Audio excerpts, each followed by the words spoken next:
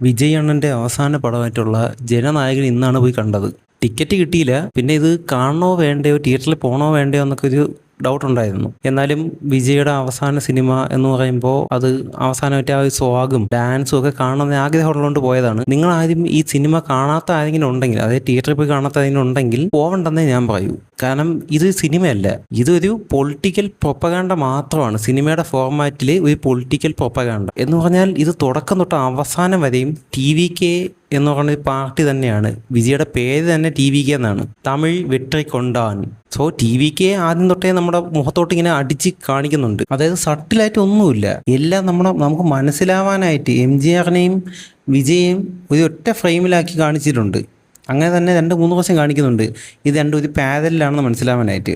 ഇനിയിപ്പോൾ ഇത് political movie, അതായത് പൊളിറ്റിക്കൽ പ്രൊപ്പഗാൻഡ ആണെങ്കിലും നല്ലൊരു കഥയുണ്ടായിരുന്നെങ്കിൽ വീണ്ടും കണ്ടുകൊണ്ടിരിക്കാം. ഇത് കഥയുമില്ല, സ്ഥിരം നമ്മുടെ ആ വിജയ് പടങ്ങളുടെ ഫോർമാറ്റ് തന്നെയാണ്. അതായത് നമുക്കറിയാം ബാലയ്യയുടെ ഭഗവന്ത് കേസരിയുടെ റീമേക്കാണ് ഈ പടം. പക്ഷെ ആദ്യമായിട്ടാണ് ഇത് വിജയ് ഒരു തെലുങ്ക് പടം റീമേക്ക് ചെയ്തിട്ട് ആ തെലുങ്ക് പടമായിരുന്നു ഭേദം എന്ന് തോന്നുന്നത്. അതായത് ആ പടത്തിൽ തന്നെ ആവശ്യത്തിനും അനാവശ്യത്തിനൊക്കെ സോഷ്യൽ മെസ്സേജിൽ കുത്തിക്കയറ്റുന്നുണ്ട്. ഇവിടെ അത് പോരാഞ്ഞിട്ട് പുള്ളിയുടെ പൊളിറ്റിക്സ് കൂടെ കുത്തിക്കയറ്റി ആ കൂടുതൽ അവിയലാക്കി വെച്ചിട്ടുണ്ട്. എനിക്ക് തോന്നിയെന്ന് പറയുമ്പോൾ അവസാന പടം ആയതുകൊണ്ട് ഇനി ഒരു 10 പടത്തിൽ പറയാനും കാണിക്കാനും ഉള്ളതെല്ലാം കൂടെ ഈ പടത്തിൽ കുത്തിക്കയറ്റി വെച്ചിട്ടുണ്ട്. ബോബി ഡിയോൾ വില്ലനായിട്ടുണ്ട്, അത് പിന്നെ ഒന്നും പറയണ്ട. പടം തുടങ്ങി അവസാനിക്കുന്നവരെ ഒരേ ഫേസ് എക്സ്പ്രഷനാണ്. പുള്ളി ഇതിനു മുമ്പുള്ള 4-5 പടങ്ങളിൽ എന്താണോ ചെയ്തുകൊണ്ടിരുന്നത് അത് തന്നെയാണ് ചെയ്യുന്നത്.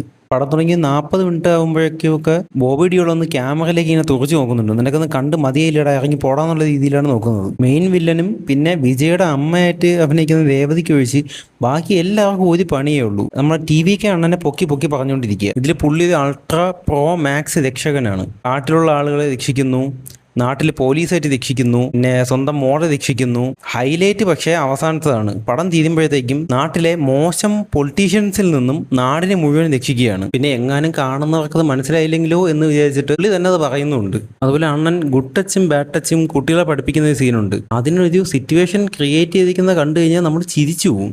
അതുപോലെ വിമൺ എംപവർമെന്റിന്റെ മെസ്സേജ് കൊടുക്കാനായിട്ട് മിസോജിനിസ്റ്റിക് ആയിട്ടുള്ള കുറച്ച് ക്യാരക്ടേഴ്സിനെ ഉണ്ടാക്കിയിട്ടുണ്ട്. അതൊക്കെ ഏതോ പാരലൽ വേൾഡിൽ നിന്ന് ഇറങ്ങി വന്ന ആൾക്കാരാണ്. കാരണം മനുഷ്യരാരും ഇങ്ങനെയൊന്നും സംസാരിക്കുകയോ പെരുമാറുകയോ ചെയ്യാറില്ല. അതുപോലെ ഇതിൽ മമിതയ്ക്ക് പ്രത്യേക അസുഖമുണ്ട്, ഫിയർ ഫോബിയ എന്ന് പറയുമ്പോൾ തന്നെ പേടിയാണ്. അപ്പോൾ പേടിയോടുള്ള പേടിയാണോ അത് എഴുതിയവർക്ക് മാത്രമേ അറിയാവൂ. അതിനൊപ്പം ആങ്സൈറ്റി ഒക്കെ ഉണ്ട്. ഇങ്ങനെയൊക്കെ ഉണ്ടെങ്കിൽ സാമാന്യ ബോധമുള്ള പാരൻസ് സൈക്കോളജിസ്റ്റിനെയോ മറ്റോ കാണിച്ച് അത് മാറ്റിയാണ് ചെയ്യുന്നത്. ഇവിടെ പക്ഷേ അണ്ണൻ വ്യത്യസ്തനാണ്. അണ്ണൻ്റെതായ വഴിയിലൂടെയാണ് ഫിയർ ഫോബിയൊക്കെ മാറ്റുന്നത്. ആകെ നല്ലതെന്ന് തോന്നിയത് അനിരുദ്ധിൻ്റെ BGM പിന്നെ മൊത്തത്തിലുള്ള വിജയുടെ സ്ക്രീൻ പ്രസൻസുമാണ്. ശരിക്കും അതുകൂടെ കാണാനാണ് പോയത്. അപ്പോൾ നിങ്ങൾ കട്ട വിജയ് ഫാൻ അല്ല, വിജയ് ഒരു പൊളിറ്റീഷ്യനായിട്ട് ഒന്നും കാണുന്നില്ല, വിജയ് നടനായിട്ടാണ് നിങ്ങൾ കാണുന്നതെങ്കിൽ വിജയുടെ അവസാന സിനിമ എന്ന നിലയ്ക്ക് ഇത് തിയേറ്ററിൽ പോയി കാണാതെ ആ സമയത്ത് ലിയോ എങ്ങാണ് ഇട്ട് കണ്ട് തൃപ്തി അടയുക എന്നാണ് എൻ്റെ പേഴ്സണലായിട്ടുള്ള അഭിപ്രായം. എൻ്റെ പേഴ്സണലായിട്ടുള്ള അഭിപ്രായം മാത്രമാണ്. നിങ്ങൾക്ക് കണ്ടേ പറ്റൂ എന്നുണ്ടെങ്കിൽ പോയി കാണാവുന്നതാണ്. പക്ഷെ പേഴ്സണലി ആസ് ആൻ ആക്ടർ വിജയുടെ സ്വാൻ സോങ് എന്നുള്ള നിലയ്ക്ക് ഒട്ടുമേ സാറ്റിസ്ഫൈ ചെയ്യാത്ത ഒരു വളരെ ഫ്ലാറ്റ് എന്നും പറയാൻ പറ്റില്ല, വളരെ ഇറിറ്റേറ്റിംഗ് ആയിട്ടുള്ള ഒരു സിനിമയായിട്ടാണ് എനിക്ക് പേഴ്സണലി തോന്നിയത്. കണ്ടതുണ്ടെങ്കിൽ നിങ്ങളുടെ അഭിപ്രായം തീർച്ചയായിട്ടും കമൻറ്റ് ബോക്സിൽ പറയുമല്ലോ. നമുക്ക് അടുത്ത വീഡിയോ കാണാം. ബൈ.